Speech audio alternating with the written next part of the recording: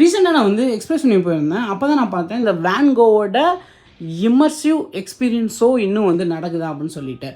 இவர் யார் அப்படின்னு பார்த்தீங்கன்னா, வேன் கோன்றவர் யாருன்னு பார்த்தீங்கன்னா டச் பெயிண்டருங்க. இவர் 1853ஆம் வருடம் வந்து பிறந்திருக்காரு. 1890 வந்து இறந்துருக்காரு. இந்த இடைப்பட்ட காலத்தில் வந்து அவர் சாகுறதுக்கு முன்னாடி ஒரு 2 வருஷத்தில் வந்து நிறைய பெயிண்டிங், இவர் வந்து பெயிண்டர் இல்லையா, இவர் பெயிண்ட் பண்ணதுலேயே நிறையா பெயிண்டிங் வந்து அந்த காலகட்டத்தில் தான் இவர் வந்து பெயிண்ட் பண்ணாராம். ஸோ அந்த பெயிண்டிங்கும் ப்ளஸ் இவரோட ஹிஸ்ட்ரி டீட்டெயில்ஸும் எல்லாமே வந்து இங்கே வந்து வச்சுருந்தாங்க.